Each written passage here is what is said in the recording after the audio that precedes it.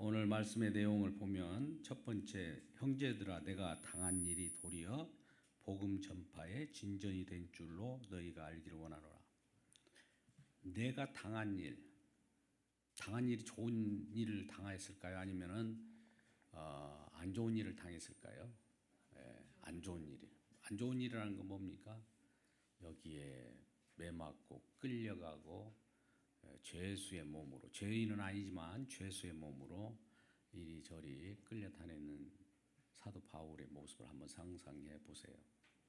복음은 우리는 자유로운 상태에서 복음을 증언하기가 우리는 너무나 좋은데도 불구하고 사도 바울은 자유로운 상태가 아니었어요. 언제나 복음을 증언하면 그 다음에 뒤따라온 것은 박해와 비난과 조롱 이런 거예요. 예수님도 마찬가지입니다. 이 땅에 오셔서 뭐 환대를 했다고 하나 궁극적으로는 조롱과 박해, 심지어 십자가에 우리가 그를 못 박아 죽이는데 참여했지 않습니까? 온 인류가 다 합세하여 예수님을 보기 싫다고. 뭐가 보기 싫다고요? 우리 기쁨을 가져다 주고 우리에게 날마다 행복을 가져다 줘야 하는데 이분은 이 땅에서는 떠나자. 우리의 생명은 하늘에 있다. 이렇게 말씀하시면서 항상 이 땅을 떠나자고 하니까 이 땅에 미련을 둔 사람들이 가만히 있겠습니까? 그러니까 이 땅에 무엇인가 심고 거두고 흥화하기를 바라는 자들에 의해서 우리 주님이 죽으셨다는 사실을 기억하고 오늘 말씀을 들으면 바울도 그렇고 또 복음 증언하는 모든 자들이 매임을 받은 것처럼 복음을 증언합니다. 우리가 복음을 증언하는데 사람들이 기뻐하고 그를 존중하고 그를 따르고 많은 사람들이 그를 웅집할 수 있을 것이다 생각하지만 성경은 그렇게 말하지 않습니다. 반대로 얘기해요. 나의 당한 일이 도리어 내가 지금 여러 가지 쇠사슬로 매이고 또 심지어 로마 감옥에서 지금 이 글을 썼는데 이 로마 연금 상태에서 매인 이 상태가 도리어 복음의 진전을 가져왔다. 복음이 더 전파가 잘 된다는 거예요. 그러면 이 복음은 어떤 복음이기에 이렇게 전파가 잘 될까요? 그러면 이렇게 우리가 매이지 않고 자유롭게 전하는 복음들은 또 어떤 복음일까요? 이 차이를 우리가 잘 살펴봐야 됩니다. 성경에서는 우리가 히브리서 11장에 30몇 절, 37절 이하의 말씀처럼 믿음으로 사는 사람들은 세상이 가만히 있들 못합니다. 세상 신을 받은 세상 사람들, 사단은 성령을 받은 자들을 가만히 내버려 두지 않기 때문에 어려움을 겪는 거예요. 그러니까 복음 증언하는 자들을 여러분들도 귀히 여기고 여러분도 마찬가지로 복음 증언하는 자로도 핍박이 오고 박해가 오거들랑 하나님께 감사하시길 주님의 이름으로 축원합니다. 왜요? 싫어요? 고난당하는 것이 쉽지 않습니다.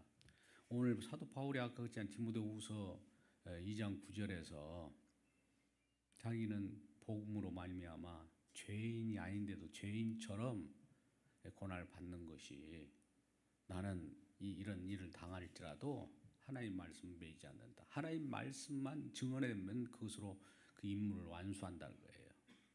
그러니까 사도 바울은 자기 자신을 생각하지 않습니다. 오직 말씀 또 많은 사람들을 구원에 이르게 하는 생명의 말씀을 전거할 뿐입니다.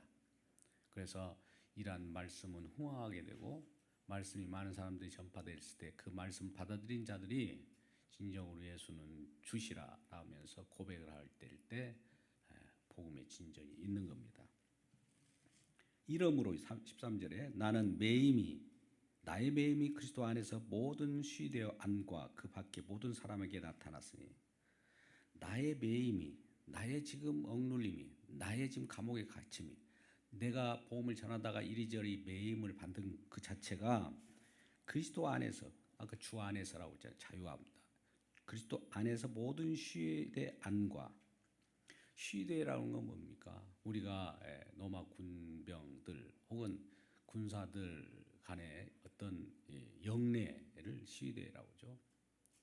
쉬되 안과 그 밖의 모든 사람에게 나타나시니 영 내든지 영 밖이든지 많은 지도자들이 같이 거느리는 어떤 조직 단체든지 조직 밖이든지 어디서나 이 나의 매임, 내가 지금 운신할 수 없는 것처럼 느끼지만 이것이 도리어 그들 앞에서는 복음이 나타났다는 거예요. 복음이 나타났다는 시대, 즉 로마의 군인들에게도 나타났고 또 시민들에게, 로마 시민들에게도 나타났고 심지어 유대인들에게도 나타났습니다. 이곳저곳에서 내가 매였는데 그들을 바라보니까 그 속에서 복음이 나타난 거예요. 좀 이상하죠? 우리가 생각할 때. 매였는데 어떻게 매이지 않는 복음이 나타납니까? 한번 생각을 해보시자고요. 그렇게 시대 안에서와 모든 사람에게 나타났다. 오늘 빌립보 교회에 보낸 편지입니다. 빌립보가 어디에 있죠? 마게도니아의 첫 성이라고 있죠. 유럽의 첫 성입니다. 근데 그곳에 뭐 루디아를 비롯해 가지고 처음에 사도 바울이 복음을 전할 때 이 귀신 들린 여종에게 복음을 전하다가 그 귀신 들린 여종이 주인이 이제 수입이 감소되니까 고발했습니다. 이 사도 바울과 실라가 옥중에 갇혔어요. 빌립보 감옥에 매여 있습니다. 몸은 발과 손은 착고에 갇히고 몸도 이 옥문에 갇혀 있습니다. 근데 찬양을 해요. 찬양 가운데 찬양이라는 건 주님과의 그 교제이지 않습니까? 교통이지 않습니까? 자유함을 누리는 거예요. 몸은 지금 어떻다고요? 갇혀 있고 매여 있고 착고도 매여 있고. 그런데 찬양 주님을 바라볼 때 자유함을 누리는 거예요. 그러니까 그 사도 바울의 입장, 신라의 입장에서는 매인 것이 아니에요. 그런 찬양을 하니까 매인 것이 아니라는 걸 보여주기 위해서 이 매임에서 놓이게 됩니다. 갑자기 지진이 나고 옥문이 터지는 거죠. 열려지는 거예요. 그러니까 간수가 큰일 났다. 나는 저들을 잡아가지고 이렇게 먹고 사는 사람인데 그들이 나가버리면 자기는 이제 잘리게 되고 생명은 사라지게 되니까 이제 내가 죽게 되었다. 근데 그 사도 바울이 뭐라고 합니까? 괜찮다. 내가 여기 있다. 지금 노인 것 같은데 놓이지 않았다. 또 같은 말을 해요. 매였다가 놓였잖아요. 옥문이 터졌잖아요. 뭐 놓인 거죠. 놓인 거나 놓이지 않는 거나 사도 바울 입장에는 그리 중요하지 않다는 거예요. 뭐가 그러면 중요합니까? 복음이 중요한 거예요. 복음은 자유스러워요. 그러니까 이 간수가 무엇을 하여야 구원을 얻으리까? 너와 내 집이 주 예수를 믿으라. 그러면 구원을 받으리라. 이런 아주 유명한 사도행전 16장 31절 말씀을 하게 된 거죠. 그러니까 매임 속에서 복음이 증언된 거예요. 그것도. 그죠? 그래서 간수의 가족들도 예수를 믿게 되었고 이 예수 그리스도를 믿는 복음을 증언하는 사도 바울 입장에서 이러한 전도 1차, 2차, 2차가 유럽 지역이니까 3차에 걸쳐서 많은 지역 소아시아뿐만 아니라 유럽 지역을 다 전도하고 나서 예루살렘으로 옵니다. 이제 선교 보고를 하기 위해서. 그리고 그 지역에 복음을 아는 교제로 서로 연보를 하게 돼요. 고린도 교회, 마게도냐 교회 이곳저곳에서 정말 급심한 환난 가운데 연보가 가득했던 것 같아요. 그걸 가지고 사도 바울이 쓰려고 합니까? 어디다 갖다 전달합니까? 예루살렘에 전달해야 되거든요. 예루살렘으로 가지고 혼자 올 수가 없으니까 같은 동무들이 같이 올 거예요. 같이 오는데 예루살렘에서는 어떤 일이 벌어집니까? 이 사도 바울만 잡히기만 해봐라. 가만두지 않겠다는 거예요. 왜 유대인들은 사도 바울이 복음을 그렇게 싫어할까요? 그들도 하나님을 믿고 하나님을 찾는다고 하는 사람인데, 메시아 대망 사상, 이 세상의 구원을 그들도 요청하고 그걸 따랐는데, 말씀도 그렇게 잘 보는 사람들이 왜 예수를 핍박하고 예수를 증언하는 자들을 그렇게 어렵게 만들까요? 그래서 심지어 그들이, 유대인들이 사도 바울이 예루살렘 들어오는 거 보면 그때 잡으려고 결혼하는 거예요. 사도 바울은 예루살렘에 오면서도 여러 이모, 저모, 아가보, 빌립의 여 자녀들에게도 그런 환상을 보여줘서 이렇게 매인다. 그런데도 불구하고 매이지 않는 것처럼 예루살렘에 직송합니다. 예루살렘에서 결과적으로 또 딱 매이게 되죠. 그죠? 옥에 갇혔어요.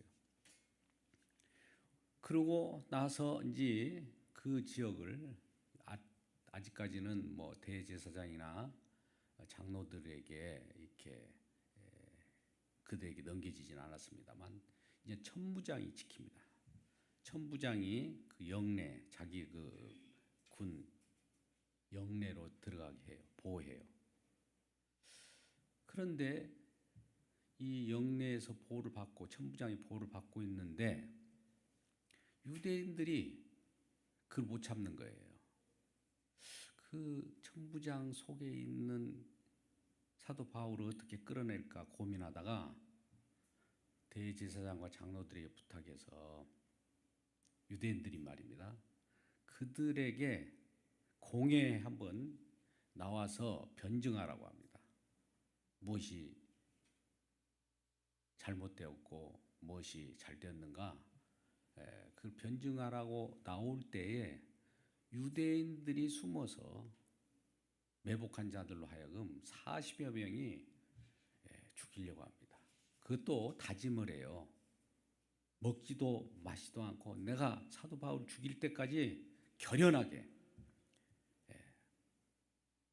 먹고 마시는 것까지도 끊겠다라고 결연한 사람들이 생기게 되는 거예요. 유대인들 그 정도로 특심이 있는 거예요. 그런데 천부장이 그 소리를 듣죠. 바울 독소리를 조카로 말미암아 그 소리를 듣습니다. 어떻게 하든 이런 비밀은 다 새 나가잖아요. 그래서 결과적으로 천부장이 부탁합니다. 내가 지금 유대인들에게 저들이 나를 죽이려고 한다. 천부장이 결과적으로 예루살렘에 있는 사도 바울을 그 옆에 있는 가이사라라는 도시가 있어요. 그쪽으로 압송을 합니다. 압송할 때 모습들은 어떻냐면 이제 우리가 말하는 보병들이라든지 창병이라든지 기병들을 이렇게 해가지고 보호를 해요. 이 메인 바대였는데 메인 것이 보호가 되는 겁니다. 자, 천부장에 의해서 기병, 마병, 보병들에 의해서 보호를 받고 지금 가이사라로 이송되고 있는 거죠. 가이사라라고 하는 것이 이제 군대 주둔하는 그 총독이 있는 곳이거든요. 그곳에는 벨릭스 총독이 그곳에 와 있기 때문에 천부장으로 말미암아 인계받은 벨릭스 총독이 바울을 신문합니다. 또 바울은 보니까 나중에 알고 보니까 로마 시민권을 갖고 있네. 이 총독들도 매관매직 돈으로 그러한 큰 지위를 얻었는데, 그래서 이 사도 바울이 그러한 로마 시민이라는 사실을 알고 겁을 먹어요. 왜 그러냐면 로마 법은 그래도 법이 로마 체제 속에 있는 시민들은 다 보호하게 돼 있거든요. 로마 모든 법은 로마로 통한다고 그러잖아요. 법이 그 정도로 잘 돼 있어요.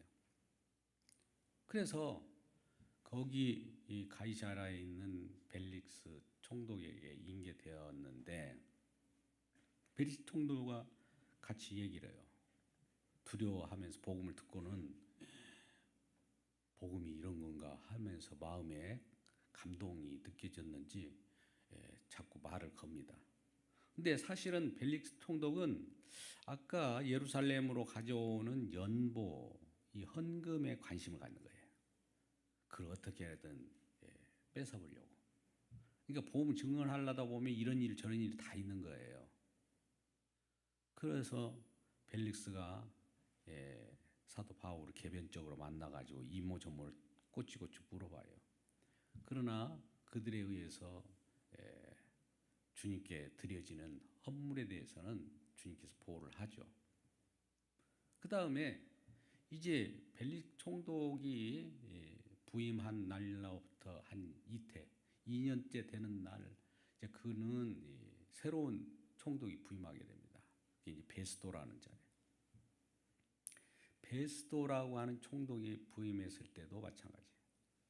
근데 사도 바울이 어느 옥중에 예루살렘에 처음에 갇혔을 때 환상 가운데 주께서 딱 오셔가지고 이렇게 말씀합니다. 사도행전 23장 11절 말씀, 유의한 말씀이에요. 주님께서 이르시되 뭐라고 말씀합니다. 네가 예루살렘에서 증언하는 것 같이 로마에서도 증언하리라. 이런 말씀을 주셔요. 그 말씀이 이루어질까요? 안 이루어질까요? 주님께 주신 말씀이니까. 그 이루어진 말씀이 이루어지는 일을 사도 바울이 하대요. 예루살렘에서 지금 이렇게 어려움을 겪고 메인바 되어서 복음을 증언하는데도 어려움을 겪는데 이 자를 이 로마라고 하는 저 멀리 있는 그곳까지 복음이 증거하는 도구로 쓰겠다는 거예요. 주님께서. 그러니까 그런 사실을 알고 이제 마음속으로 간직하고 있죠. 그 말을. 근데 베스도 총독이 그러는 거예요. 이들은 유대인들의 이제 환심을 사기 위해서 그 지방을 치리해야 되니까 유대인들 마음을 건들면 안 되거든요. 그래서 유대인들에게 마음을 들어보니까 그들에게는 율법에 관한 것들에 대한 이런 송사건을 말하고 되는 거예요. 그래서 오히려 예루살렘 지역에다가 잡아두려고 유대인의 환심을 사기 위해서 바울에게 물어봅니다. 내가 과연 이 율법에 대해서 이런 상소를 고민을 받고 있는데 그러면 거기서 재판 받을래? 아니면은 저 로마에 가서 거기에서 가이사에게 재판을 받을래? 그러니까 사도 바울이 생각할 때 무슨 생각을 했어요? 예루살렘뿐만 아니라 로마에서도 복음을 증언하리라고는 주님의 말씀이 있었잖아요. 그러니까 가이사는 지금 로마의 황제예요. 거기 가서 재판을 받겠다는 거예요. 그러니까 베스도가 그렇게 하기 위해서 그를 이제 영내에다 보관하고 있죠. 이제 가이사라라고 하는 곳에서 로마 가이사 황제 있는 곳까지 이제 압송이 되죠. 오다가 광풍을 만나기도 하고 여러 이것저것에서도 뭐 이 독사에 물리기도 하지만 다 매인 거잖아요. 이런 것이 죽을 뻔했던 거잖아요. 그런데 불구하고 그들에게 복음을 증언하는 계기가 되는 거예요. 그러니까 매인 것이 아니에요. 오히려 복음의 진보를 가져온 줄 믿습니다. 이게 복음의 역설이에요. 우리가 박해를 받아도 박해를 받지 않는 거예요. 거꾸로 이렇게 당해도 넘어지지 아니하고 이런 말씀 있잖아요. 가만히 있는데 넘어지지 않는다고 말을 합니까? 아니면 넘어질 뻔했는데 넘어지지 않는다는 말이 필요합니까? 복음을 증언하는 데는 그와 같이 박해가 나오는 과정에서 박해도 이겨내는 누구도 하나님 말씀 즉 복음에 대해서 손댈 수가 없는 거예요. 그것은 자유스럽습니다. 누구에게도 내가 목에 칼이 들어도 복음을 증언하는 데는 복음 자체는 변함이 없어요. 우리가 신사참배 할 때도 신사참배를 나는 안 하겠다 해도 복음은 본인은 순교하지만은 복음은 자유스러운 거예요. 그러면 나는 없어지면 어떻게? 아니에요. 그런 자들을 다시 살리시는 하나님이기 때문에 그러한 복음, 뛰어난 복음을 우리가 전파하고 있는 겁니다. 하여튼 이러한 우여곡절 끝에 로마에 왔어요. 로마까지 왔잖아요. 압송돼서. 그것도 어떻게 매인바 되어서 죄수의 몸으로 로마에 온 거예요. 그렇다고 해서 본래 죄를 져서 그렇습니까? 죄가 없어요. 근데도 매인바 되어서 매인바 된 것이 오히려 유대인들이 사도 바울을 죽이는 것을 막아내는 거죠. 죄인의 몸이 아니면 사도 바울은 언제 죽을지도 몰라요.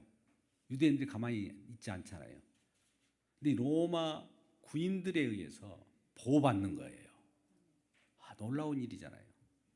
이 복음을 증언하는 데 있어서 세상 군병들도 오늘 시대라고 했잖아요. 시대. 아까 여기 13절 모든 시대 안과 영내, 그러니까 즉 군대 안에서도 사도 바울이 어떤 사람인데 이리 끌려가고 저렇게 끌려가고 할까 하면서 그 안에 있는 사람들도 복음을 알게 되는 거예요. 놀라운 일이죠. 그래서 그 모든 사람들에게 복음이 나타났다는 겁니다. 또 14절에 형제 중 다수가 나의 매임으로 말미암아 주 안에서 신뢰함으로 겁 없이 하나님의 말씀을 더욱 담대하게 전하게 되었느니라.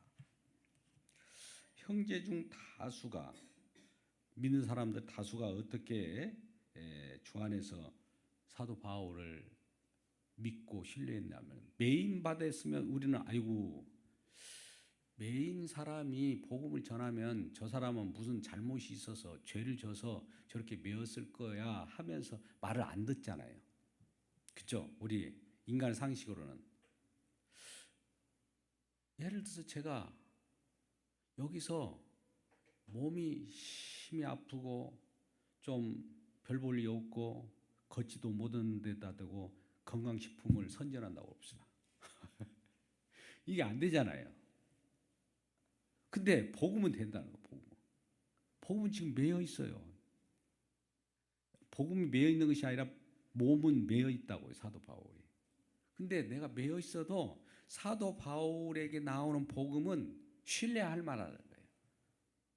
복음이 매이는 것이 아니라 사도 바울이 매여 있지만 그 속에서도 복음의 진수는 나타난다는 것을 아는 사람들이 사도 바울을 어떻게 했다고요? 신뢰함으로, 주 안에서 신뢰함으로. 14절을 그 말씀을 가지고 그래서 겁 없이 하나님의 말씀을 더욱 담대히 전할 수 있었다는 거예요. 박해 가운데 또 여러 가지 매임 가운데서 복음이 일파만파 더 빨리 전해지는 거예요. 사도 바울의 복음에 전하는 복음의 능력이 그렇습니다. 바울 자체가 능력이 있어서가 아니라 복음의 능력은 누구를 통해서라도 저 별 볼 일 없는 사람 같지만 그 사람이 중요한 것이 아니라 그 사람 입을 통해서 약한 데서 강함이 나타나는 거예요. 그러니까 우리 말하는 우리가 이 보배를 질그릇에 가졌다 올 때 질그릇이 깨져야 보배가 나와요. 그리스도의 향수가 뿌려지려면 뭔가 깨져야 돼요. 저와 여러분이 깨지기를 주님의 이름으로 축복합니다. 우리 몸을 간직한 것이 아니라 우리 몸을 통해서 우리가 정말 낮아지고 깨지고 많은 사람들에게 핍박을 받고 별 볼 일 없는 그런 소리를 들으면서 복음은 꽃피운 거예요. 역설입니다. 할렐루야. 그렇지. 그러니까 나는 복음 전하지 않을 거야. 저렇게 핍박받고 박해하고 힘드네. 나는 행복하게 살 거야. 이런 사람들은 그 후는 담보할 수가 없어요. 그러니까 우리 이 땅에는 긴 시간도 아니에요. 찰나 순간이에요. 날아가니 순식간에 날아간다고 하잖아요. 우리 인생이. 그래서 이러한 우리의 인생 가운데 천년만년 사는 것도 아니고 요즘 100세시라고 그러지만은 100세도 금방 한순간이에요. 훅 날아가요. 그러고 나서 영원 세계로 우리가 들어가게 될 텐데 그 순간적인 그 시간을 우리 주님을 증언하고 내가 힘들고 어렵더라도 참고 인내하며 주님과 더불어서 주 안에서 복음을 증언해야 될 거 아니겠습니까? 그렇죠? 이제 앞으로 우리가 전도하는 것도 마찬가지예요. 가만히 있는 것이 아니에요. 혼자 예배드리고 그런 것이 아니에요. 같이 생명을 얻기 위하여 이 사람 저 사람 아까 메인바 된데도 그렇게 전하는데 복음은 자유스러운 것인데 그걸 전하는 우리 모두가 되기를 바랍니다. 그래서 담대히 전하게 되었느니라. 15절부터 17절까지 말씀 제가 읽겠습니다. 어떤 이들은 투기와 분쟁으로 어떤 이들은 착한 뜻으로 그리스도를 전파하나니 이들은 내가 복음을 변증하기 위하여 세우심을 받은 줄 알고 사랑으로 하나 그들은 나의 매임으로 괴로움을 당하게 하는 줄로 알고 순수하지 못하고 다툼으로 그리스도를 전파하느니라. 자 보세요. 어떤 사람은 착한 뜻으로 그리스도를 전파해요. 어떤 자들은 투기와 분쟁으로. 사도 바울이 지금 딱 감옥에 매여 있잖아요. 그러니까 이때다 싶어서 그와 경쟁하는 그룹이 있어요. 사도 바울이 저렇게 복음을 전하는데 저 사람은 매였어. 이제 우리가 자유스러우니까 우리가 경쟁적으로 더 투쟁적으로 우리가 복음을 더 전하자라는 거예요. 그러면 이 서로 시기하는 차원이 아니라 경쟁하는 복음입니다. 영적 싸움에서는 경쟁이 일어납니다. 그래서 사도 바울이 매일 때 우리가 더 많은 실적을 쌓자라고 하는 생각을 가질 수도 있는 거죠. 그러지 않겠습니까?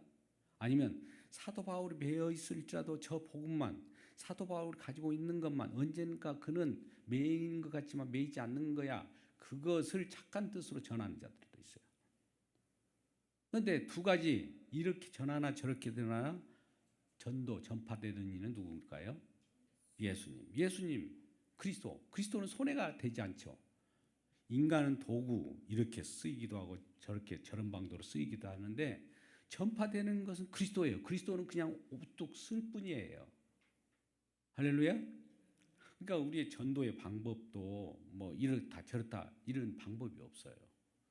하여튼 주님께서 감동한 대로 내가 그리스도를 위하여 모든 것을 다 쏟는다 생각으로 복음을 전하면 그 방법이 이 방법도 나오고 저런 방법도 나와요. 근데 이 방법이 옳을 거야. 전도 방법 이렇게 제시한다고 되는 것이 아니에요. 전하다 보면 방법으로 어떤 방법으로든지 전파된다니까요. 방법을 알려줘 버리면 그 복음이 안 돼 버려요. 거꾸로 이상한 거죠. 왜? 방법이라는 것은 내가 주관하잖아요. 근데 복음은 주님이 주관하기 때문에 이렇게 저렇게 나타날 뿐입니다. 할렐루야. 그러나 주님을 증언한다. 그리스도를 높인다는 마음으로 말하고 그런 상황에 따라서 하나님 무슨 말을 해야 될까요? 그것도 주님께서 가르쳐줘요. 그 순간에 그 얘기를 하면 그가 감동받아서 예수를 믿게 돼요. 귀에 있으면 때를 얻든지 못 얻든지 복음을 전파하라는 것이 그거예요. 때를 얻든지 그가 예수를 믿게 된 때일 수도 있어요. 그저께도 어떤 분이 그러더라고. 아직 나는 예수 믿는 때가 아닌가 봐요 하면서 더 놀고 싶다는 거죠. 나중에 믿으려고. 예수 믿으라는 권면을 많이 받았던 것 같아요. 근데 본인은 내가 때가 아직 아닌 것 같아요. 왜 때가 아닙니까? 지금 바로 이때예요. 이때 어디 보험회사 선전한 건데. 그래가지고 이때라고 하니까 한번 생각해 보겠다고. 그런 지역 주민들이 있었습니다. 그러니까 때는 몰라요. 하나님이 우리에게 갑자기 성령을 줘가지고 우리를 구원으로 이끄는 때가 이게 우리가 카이로스라는 때예요. 하나님이 쫙 집어내는 때예요. 우리는 인간으로 측정할 수 없는 그 때예요. 근데 우리는 전도만 할 뿐이에요. 우리 능력으로 되는 것이 아니라 주님의 능력으로 구원이 이루어집니다. 할렐루야. 그러니까 구원이 주님께 맡기는 거예요. 근데 저와 여러분의 복음 증언은 그냥 주님의 하나님 말씀만 증언하면 그 말씀을 성령께서 적용시켜서 그를 구원시키는 겁니다. 근데 그 기회를 언제 해야 되냐? 우리는 말씀을 증언해야 돼요. 그래야 성령께서 역사하지. 가만히 있는데 성령이 자동적으로 들어가고 이리저리 내가 구원할 자를 아무 말 없이 전도합니까? 그건 아니에요. 우리 입술로 저와 여러분의 마음을 통해서 전달하게 하는 거예요. 그걸 통해서예요. 인간은 미련하게 전화할 수도 있어요. 바보처럼 전화해요. 심지어 유대인들은 우리가 잘 알다시피 이 십자가의 도, 즉 복음을 뭘로 봅니까? 미련하게 보는 거예요. 그들은 표적을 구해요. 하나님의 역사를 구하면서도 하나님의 역사, 하나님의 능력이 십자가의 도로 나타난 것을 아직도 성령이 알려주지 않으니까 그 비밀을 그들은 받지 못하고 성령을 받지 못했기 때문에 말씀을 지식적으로 해서 어떻게든 자기 능력으로 자기 열심으로 하나님을 만나려고 하는 겁니다. 그러나 또 어떤 한 부류는 이방인들, 세상 지혜, 지식이 풍부한 자들은 철학이나 종교, 또 다른 종교가 있어요. 그것을 통해서 이 갑론을막하며 인간은 무엇이냐 이런 질문들만 해요. 세상 지혜는 질문들만 하지 답은 없습니다. 근데 분명히 성령께서는 하나님의 지혜요, 하나님의 능력이라고 하는 것은 뭐를 제시합니까? 십자가의 돌. 십자가의 도가 뭐예요? 돌을 닦습니까? 도가 아니라 복음을 말하는 거예요. 십자가의 도라는 말은 십자가에서 이루셨다는 그 복음 내용 말입니다. 그걸 제시해야 되는데 잘못 우리는 오늘날 고상한 인격을 가진 사람들은 품격을 전하고 우리의 사는 도리를 전한다. 이런 데는 물론 그런 걸 전해서 우리 마음가짐을 새롭게 하는 것도 중요하지만 그건 생명이 아니잖아요. 그리스도의 생명을 전해야 돼. 생명을 전해놓고 나서 그 다음에 우리의 몸가짐이라든지 말도 좀 예의 있게 하고 서로를 존대하는 말을 하라. 이런 거 해야 되는데 거꾸로 돌려버리니까 말을 존대하는 거 그 자체가 복음이구나. 거기에서 생명이 나는가 해서 맨날 여러분 예절 예절을 제가 가르쳐 드리겠습니다 하면서 그걸 가르치면서 인문학을 가르치면서 철학을 가르치면서 복음 전했다고 할 수 없잖아요. 철학을 가르쳐도 굉장히 오늘날 강사들도 인기가 있잖아요. 그렇죠? 엄청 인기 있습니다. 많은 사람들 휘어잡고 이야 하면서 목회자들도 무슨 개그맨처럼 이렇게 돌아다니면서 그 개그 콘테스트를 하듯이 그런 것만 전하는 거예요. 그 생명입니까? 우리는 웃고 떠들고 야 즐거웠다. 행복지수가 높아졌어. 야 이게 행복인가 봐. 이게 복인가 봐. 아닙니다. 여러분을 그걸 죽이는 것이라고 그래요. 생명은 어디에 있다고요? 십자가의 복음. 그러니까 이걸 전할 때에 에이 미련한 것 같아. 그런 걸 전하냐. 세상 사람 그래요. 아이고 지금 세상이 어떤 세상이 과학이 발달하고 그러는데 누가 예수 믿으라고 하는 사람이 있어. 이렇게 말하는 사람 있잖아요. 오늘날 많이 그 내용이 많이 나와요. 이 청년들이 오늘날 젊은이들이 많은 과학 문명 이런 것들을 접하다 보니까 예수를 과학적 사고로 생각하고 믿음에 대해서는 전혀 고리치 않습니다. 그런 거 있어요. 그냥 신화 정도. 그리스도 로마 신화 정도로 안다니까요. 세상에. 얼마나 안타까웁니까? 그들의 마음이 어떻게 변할까요? 너무 숨 막히는 순간이에요. 말을 하면 대화를 나누면 숨이 팍팍 막혀요. 세상이 그렇게 만들어버렸어 그들을. 그러나 우리는 그 속에서도 약하지만 전하면 성령께서 강하게 그 마음을 두드리고 아이스 브레이크처럼 얼음을 깨다 보면 다 깨지잖아요. 우리 마음이 온화해지고 우리 주님을 받아들이고 그리스도 안에 있게 되는 겁니다. 이러한 그리스도 안에서 구원받는 저와 여러분 되시길 주님의 이름으로 축복합니다. 네, 이어서 그 나의 매임이 괴로움을 더하게 하는 줄로 생각해요. 그러니까 나의 매임이라는 건 사도 바울이 감옥에 갇히니까 다른 사람들은 잘 쌤통이다 하고 사도 바울을 조금 경쟁하듯이 이렇게 하는 사람도 있었다 이거죠. 순수하지 못함으로 다툼으로 그리스도를 전파한다 이거예요. 근데 이 그리스도를 전파하는 그 자체가 손해나는 건 아니잖아요. 그 사람이 이렇든 저렇든 우리는 뭐 이렇게 다투다가도 다투면 왜 다투어? 다투면 안 되지. 다투면서 예수를 전파하면 누가 믿겠어? 이러잖아요. 우리 생각이에요. 그거. 바나바와 바울이 다퉜습니다. 그죠? 왜요? 이 바나바의 조카 마가를 2차 전도 여행 때 데려가네 마네 하면서 서로 막 심하게 다퉜어요. 또 베드로와 바울이 부딪혔어요. 다퉜어요. 베드로가 이방인 있는 데서 먹지 말아야 될 음식을 먹었거든요. 지금은 먹어도 되는데 그냥 그는 유대교로부터 기독교로 들어와 있던 자이기 때문에 이 먹지 말라는 음식을 볼 때 사도 바울이 보면 어떡할까 싶어가지고 마음의 이축을 가졌던 거예요. 그러니까 이 바울로부터 베드로가 큰 꾸지람을 갖습니다.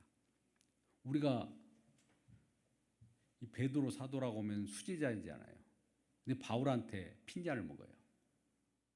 그러면 아이고 복음을 전한 사람끼리 왜 저렇게 티격태격하게 해? 티격태격해요. 티격태격한 것이 중요한 것이 아니라 거기서 증언되는 예수가 중요한 거예요. 예수 그리스도.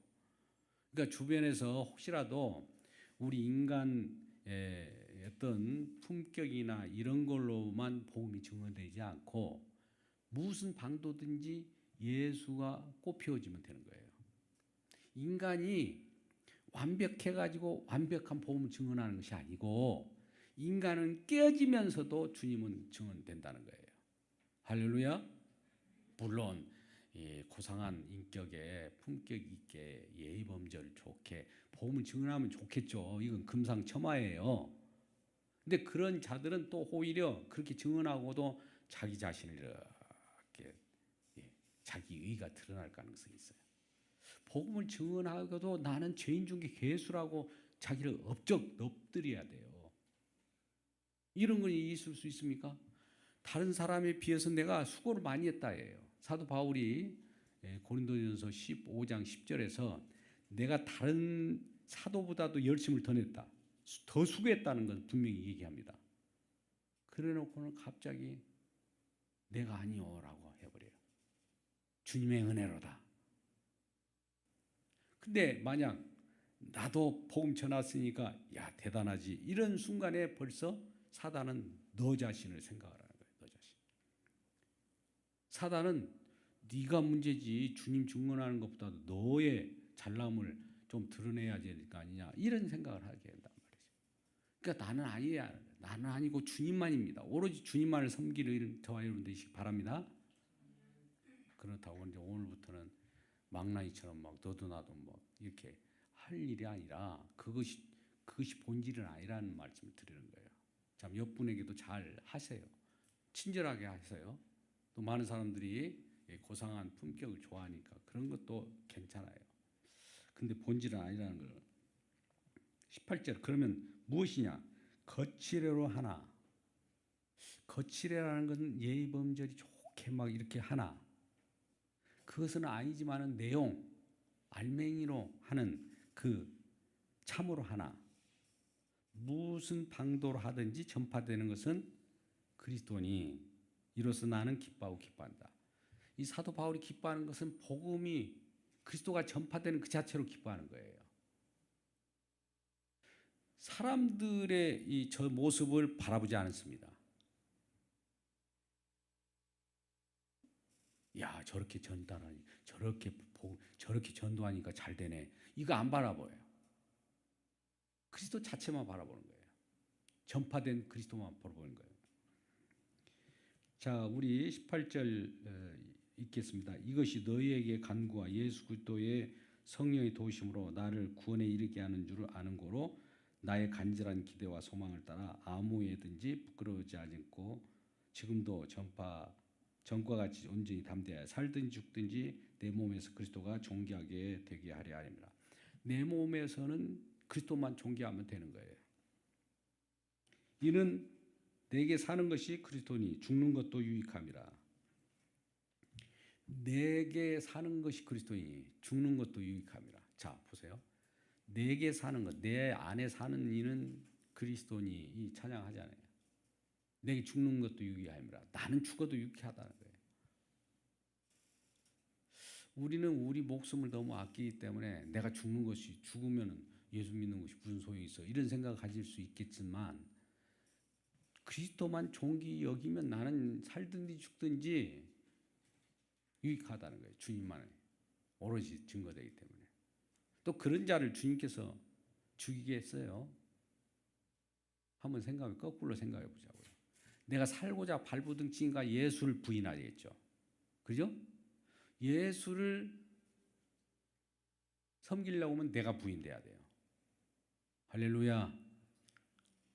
십자가 안에는 그리스도 안에는 내가 죽고 주님 사는 거예요. 이 사도행전에서도 이런 내용들이 나오지만 끝부분에 28장 나오면 로마의 끝까지 사도 바울이 하나님 나라의 복음을 전합니다. 결과적으로 나는 예수님 말씀하시기를 너희가 내 안에 있고 내가 아버지 안에 있다. 내가 너희 안에 있다. 이건 요한복음 14장 20절 말씀입니다. 우리는 주님 안에 하나님께서 예비하는 그 하나님의 천국, 하나님 나라에 우리가 뽑혀와서 그 속에 퐁당 들어간 거예요. 그것이 성령 안입니다. 성령 안. 믿음으로 들어가기 때문에 믿음 안이라고 돼요. 그것을 천국이라고 합니다. 그 속에 들어가면은 천국 생활을 하는 거예요. 천국은 누가 만들었을까요? 그럼 주님이 다 이루셨네. 주님이 어떻게 이걸 이루셨을까? 주님의 희생과 피공로에 의해서 이루어졌구나. 나는 아무것도 그 속에서 이룬 것이 없네. 부끄럽습니다. 아이고 부끄러워요. 이런 생각을 갖지 않을까요? 그죠? 그것이 부끄러운 구원이에요. 근데 아이고 아직도 구원밖에 못 받았어? 그게 부끄러운 구원이 아니에요. 부끄럽다는 것은 많은 사람 제가 어디 황공합니다. 이 말이 부끄러운 내용이고 오늘 본문의 말씀에서 이런 말씀입니다. 20절 나는 간절한 기대와 소망을 따라 아무 예르든지 부끄러워하지 아니하고 부끄러워하지 아니하는 건 뭡니까? 내가 복음을 부끄러워하지 아니하노니 로마서 1장 16절에 얘기하잖아요. 그죠? 왜 부끄럽냐면 사람들이 이런 생각을 해요. 복음이 전파할 때 내가 전파하면서도 아이고 쪽팔려 이렇게 생각하면 부끄러운 거예요. 담대하게 전하시기를 바랍니다.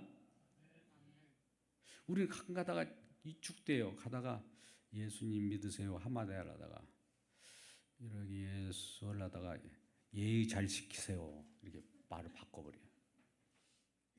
왜요? 예수라는 것이 부끄럽게 느껴지니까 그래요. 예수 그 자체가 우리 생명이고 예수 자체가 하나님의 능력이고 예수 자체가 하나님의 지혜이기 때문에 담대하게 내질러 버려야 돼요. 근데 예수자를 하다가 저 사람이 나 예수쟁이라고 하면 또 뭐라고 할까 싶으니까 그냥 지나가지 이렇게 또 지나갈 수가 있어요. 그러니까 복음 부끄러운 것이 아닙니다. 근데 부끄러운 자들이 누구냐? 유대인들이 미련하게 여겼고 부끄럽게 여겼던 거예요. 이방인들도 뭐 그런 것이 있냐 하면서 부끄럽게 한 거예요. 근데 우리 구원받은 저와 여러분은 예수 그리스도 즉 십자가의 도가 우리에겐 하나님의 능력이요 하나님의 지혜입니다. 이런 지혜와 능력으로 구원받은 백성들끼리 서로 위로하고 또 이러한 복음을 전하는 저와 여러분 되시기를 주님의 이름으로 축원합니다. 기도하겠습니다. 아버지 하나님, 우리의 매임이 오히려 자유한 복음을 증언하게 하시면 감사합니다. 언제나 복음은 자유롭고 하나님 말씀을 매이지 않습니다. 우리 주님이 이루시기 때문에 그렇습니다.